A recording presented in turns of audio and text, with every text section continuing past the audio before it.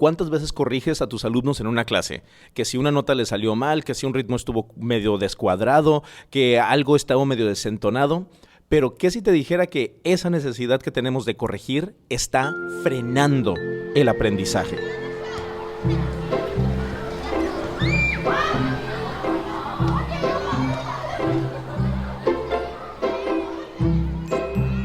Hola, ¿qué tal? Soy Manuel Zazueta, bienvenido a este segundo episodio de la temporada 3 de El Profe de Música, un podcast en donde hablamos de aprendizaje, educación musical. Yo te platico de mi experiencia como maestro de rítmica del cross y maestro en escuelas internacionales. Ahorita estoy viviendo en Hanoi, Vietnam, aunque ya he dado clases en Ginebra, Suiza, cuando estuve haciendo mis estudios, también en Canadá, en la Ciudad de México, en escuelas de diferentes tipos. O sea, hay escuelas de educación general, en conservatorios, etcétera. Y he dado clases también para profesionales, pero también nunca he dejado de tener contacto con los más pequeños. Desde preescolar, primaria, secundaria, porque siento que eso es muy importante para mantener ese contacto con la educación de la forma más fresca y auténtica posible. Eso es lo que me gusta hacer a mí, me gusta de verdad, me gusta mucho dar clases, me gusta mucho crear música, también hago mi propia música para algunos eventos y arreglos, etcétera. Pero pues creo que todos hacemos eso, ¿no? Porque nos gusta mucho ser como que diversos en nuestro quehacer musical.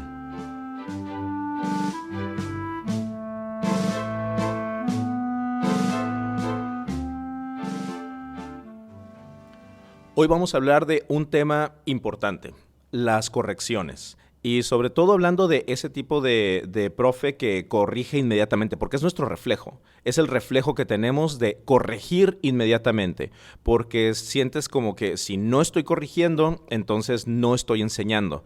Y lo que pasa con esto es que los alumnos dejan de tomar riesgos, como que se pierde el flujo de la clase y entran en un modo así como de evitar el error. No quieren estar en una clase en donde los estén corrigiendo a cada rato. Entonces, el alumno tiene miedo a equivocarse y cuando tiene miedo de equivocarse, definitivamente deja de ser creativo, deja de estar buscando hacer música. Ahora, pensemos en esto y, por ejemplo, vamos viéndolo primero desde otro punto de vista, no desde qué tanto estoy corrigiendo yo, sino más bien qué tanto está corrigiendo alguien más. Porque a mí me pasa, y sobre todo con los grupos más pequeños, necesitamos que haya no solamente una persona en la clase, sino que esté yo como maestro, pero que también exista un auxiliar dentro del salón. Ahora, el auxiliar no te está ayudando a dar la clase, te está ayudando para que en caso de que un alumno necesite ir al baño, que un alumno tenga algún percance, que haya otro adulto que pueda llevarse a atender a ese alumno en específico y que tú te puedas quedar con tu clase sin ningún problema. También están ahí porque muchas veces son auxiliares del propio grupo y pues los conocen mucho mejor. O sea, se saben los nombres de todos, saben exactamente y no estás ahí tú diciéndole, a ver, tú el del pelo así o el que está por allá parado, sino que ya es una cuestión también de agilidad en la clase. Y no porque no podamos tomarnos el tiempo de aprendernos, pero es que a veces tenemos 30 minutos de clase a la semana o 60 minutos de clase a la semana a lo mucho, ¿no? Y para eso necesitamos que estén los auxiliares o los maestros de grupo. El asunto está en que luego los maestros o maestras de grupo empiezan a tomar la clase o empiezan a realizar las actividades para ejemplificar lo que tú estás pidiendo. Por ejemplo, si yo les digo a mis alumnos, vamos a caminar con la música, o vamos a caminar y palmear con la música, entonces empiezan a hacerlo ellos, ¿no? O si no, por ejemplo, hoy me pasó que tenía una actividad en donde los alumnos tenían que atravesar en diagonal, tocar una columna y después sentarse uno a un lado y otro en otro, ¿no? Porque iban en parejas. Y así en 8 compases lo iban, no, perdón, 4 compases lo iban haciendo. O sea, empiezan en una parte del salón, cruzan en diagonal mientras van escuchando música, pero con, por ejemplo, la onda quiere hacer caminar. 1, 2, 3, 4, corro, corro, corro, corro, caminando, toco, al final toco la caja, el pilar, y después 4 tiempos para sentarse en su lugar. Al principio no salió. Obviamente no iba a salir la primera vez. O sea, si hubiera salido la primera vez, la verdad es que, o sea, genios los niños, ¿no? Pero no salió y está bien. El asunto está en que en ese momento la auxiliar, pero se fue de una a decirles, no solamente a corregirles, sino a decirles, tú aquí, tú acá, y ta. Les dije, no, espérate, no les digas todavía.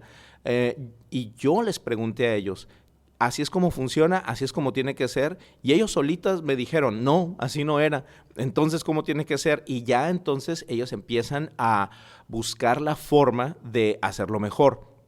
No se trata de ponerlas en evidencia, y digo en femenino porque eran 2 niñas en este caso. No se trata de ponerlos en evidencia, es simplemente que busquen en dónde está, cuál es el mejor camino, y además que aprendan que esa búsqueda es súper valiosa. Entonces, permitir que continúen con esa exploración es muy importante. Que siempre tengan como que esta onda de que si algo no sale bien, no importa, lo volvemos a hacer y lo volvemos a hacer hasta que nos salga bien. Porque luego dicen, hay un dicho que dicen, la práctica hace al maestro. En inglés ese dicho dice, la práctica crea perfección. Pero yo siempre les digo, no es cierto. La verdad es que la práctica hace que mejores y ya. No estamos buscando perfección, simplemente estamos mejorando un poco. Estamos buscando esa mejoría, aunque sea un puntito nomás, una cosita que mejoremos. Y esas ganancias marginales después se van acumulando y tenemos una mejoría global. Y ahí es donde sucede el aprendizaje. Cuando tenemos ese error y ese error lo convertimos en algo que les funciona a ellos para encontrar una forma diferente de hacerlo, una forma diferente de pensar, una nueva perspectiva, eso es lo que yo busco con mis alumnos, que de verdad ellos se estén enseñando casi ellos solos. O sea, porque luego uno, de verdad, tenemos ese reflejo, tenemos el reflejo de que tengo que corregirlo. Y es cierto que necesitamos tener nuestras correcciones bien claras, saber qué es lo que vamos a corregir para que ellos sepan qué es lo que tienen que hacer. Pero no se trata de que las correcciones siempre tienen que existir, y sobre todo a veces que no tienen que existir rápido. Hay veces que tenemos que dejarlos ahí, que se enteren solos, porque si no, entonces entran en este modo que les estaba diciendo antes, de evitar el error. No quiero que me corrijan.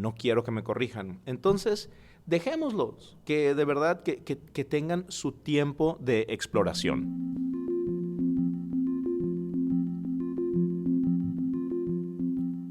Para Dalcroze, el error era tan importante que diseñaba ejercicios donde era casi imposible no equivocarse, porque ahí es donde realmente empezaba el aprendizaje. Claro, que él no diseñaba ejercicios pensando en voy a hacer que mis alumnos se equivoquen. Más bien pensaba en ejercicios que no tenían una respuesta única, o incluso ejercicios que él no conocía la respuesta. No sabes qué es lo que va a pasar. No sabes qué es lo que va a suceder cuando le pides a un grupo de niños que caminen con el pulso, que palmeen. No sabes cómo lo van a hacer. Entonces, lo que para ti puede parecer un error al principio es en verdad una interpretación adecuada desde el punto de vista del alumno. Así que tómate el tiempo de observar lo que está sucediendo, porque el aprendizaje no es una calle de un solo sentido. Es algo que tú le das al alumno, pero que del alumno también obtienes un gran aprendizaje tú como maestra y como maestro.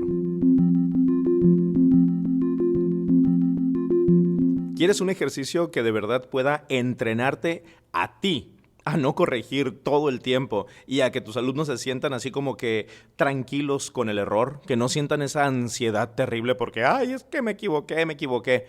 Mira, este ejercicio es muy sencillo, lo hago todo el tiempo con mis alumnos y en verdad les sirve para soltarse un poquito y no tener esa aprensión al momento de estar así con el error de, ay, me voy a equivocar.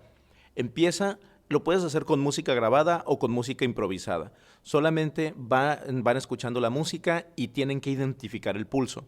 Entonces empiezan caminando con el pulso, solo caminando, caminando, y cuando la música se detiene, tienen que tomar una pose como una estatua. Ahora, esto, en cuanto decimos lo de tomar una pose como una estatua, suena a juego y suena como que, bueno, los de secundaria no van a querer hacerlos, los de primaria tampoco, es para chiquitos, pero la verdad es que funciona muy bien en cualquier edad. De verdad, en cualquier edad. Si les digo a los de tercero de secundaria que lo hagan, lo hacen. Es diferente la forma como lo hacen ellos, pero de que lo hacen, lo hacen. La verdad es muy divertido. Entonces empiezan haciendo eso, ¿no? Van caminando, tam, pam, tam, tiriran, taran, tatam. Se detiene la música y tienen que tomar una pose. Y luego vuelvo a empezar. Tararín, tararararararan, tan, tiran, tirirararán. Tararariritararararin, tam, tirirarariraran, dararán. Taraririran, tarararán, tararaririran. Entonces, si te fijas, a veces las pausas son muy pequeñas, las pausas son más largas, el trozo de música que estoy tocando es más largo también, porque quiero que escuchen y que ellos piensen que pueden anticipar en dónde voy a terminar mi frase. Pero resulta que no estoy dándoles un final predecible. Se los estoy dando, pero se los estoy negando también, porque estoy deteniendo la música así a la mitad de la frase, para que ellos también como que, me equivoqué, me equivoqué. Pues no se equivocaron, simplemente es el tiempo que tarda en reaccionar el cuerpo.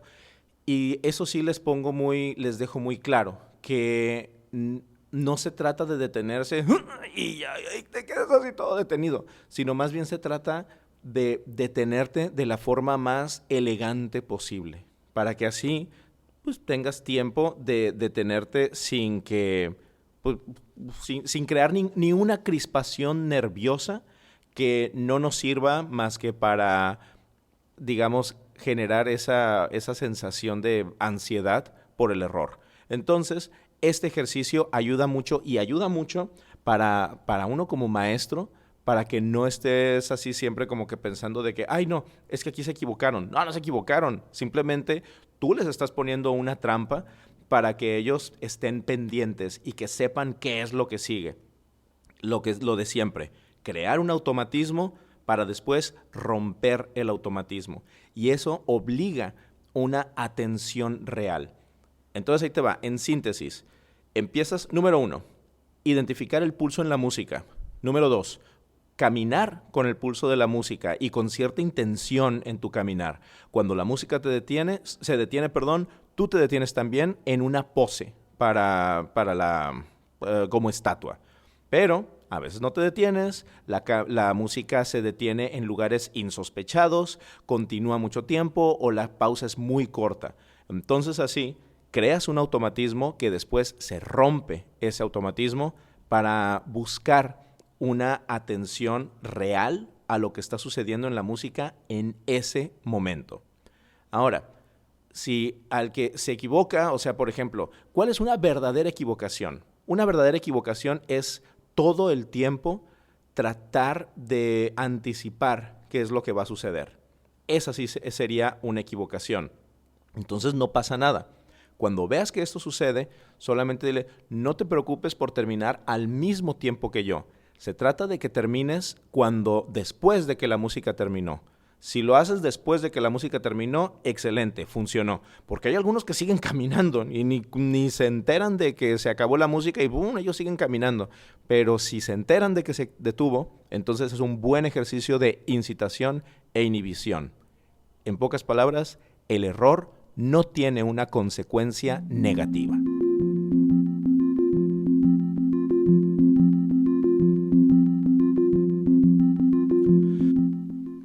Por supuesto que hay ejercicios en donde las cosas salen mal. Hay errores que suceden y tampoco tenemos que ignorarlos. No se trata de ser no se trata de ser buena onda, pues, y decir, no, todo bien, todo va saliendo bien. No, tampoco, ¿eh?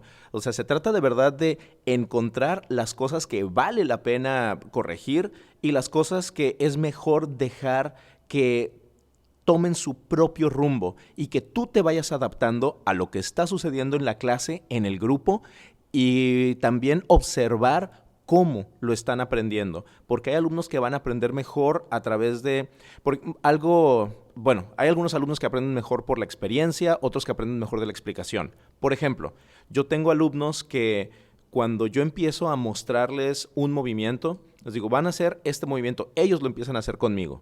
Y tengo otros alumnos que solamente se me quedan viendo.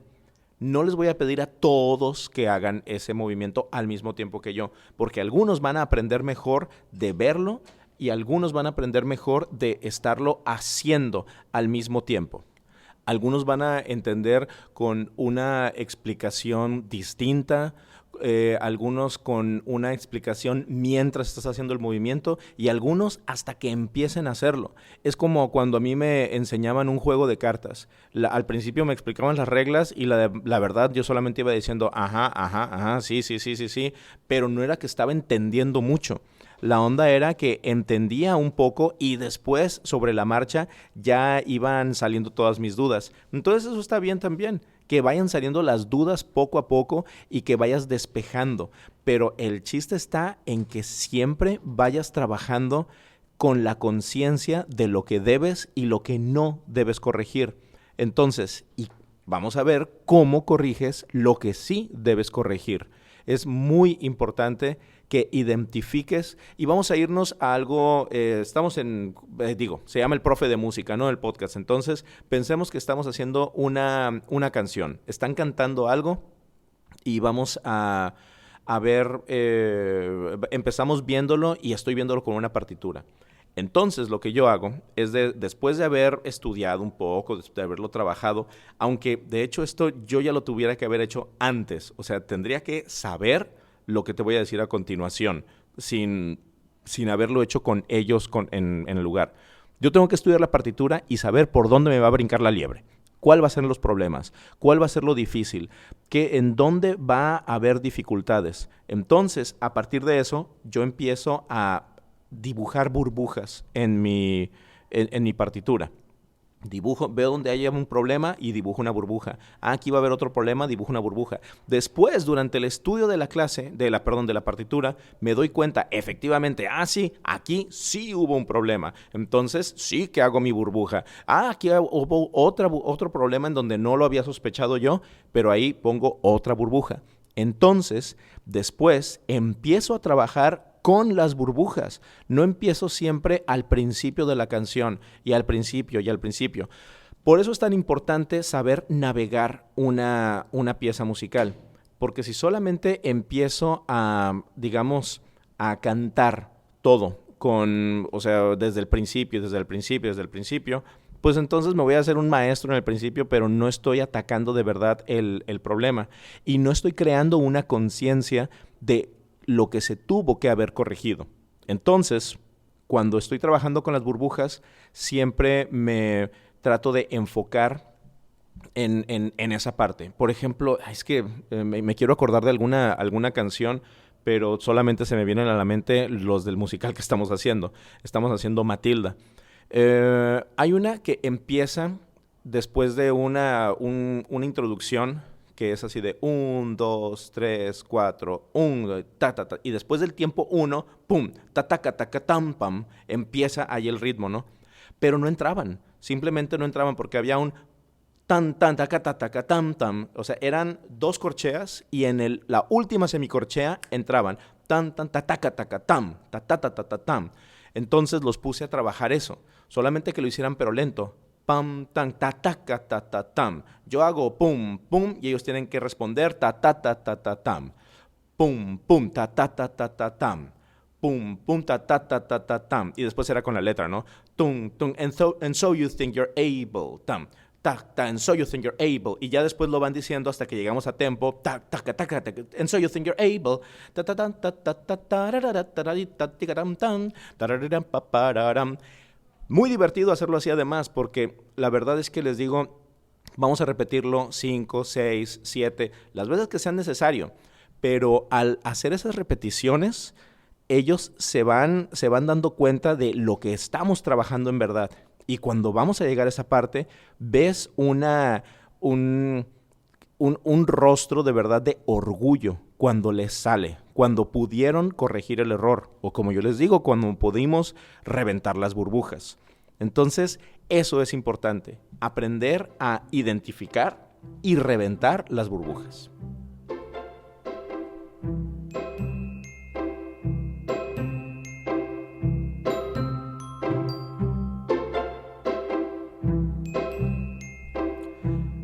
Muchísimas gracias por haber escuchado este episodio en donde hablamos acerca del error, cómo corregirlo y cómo tratar de entrenarnos nosotros para no querer corregir todo el tiempo, porque es muy importante dejarles este espacio de exploración.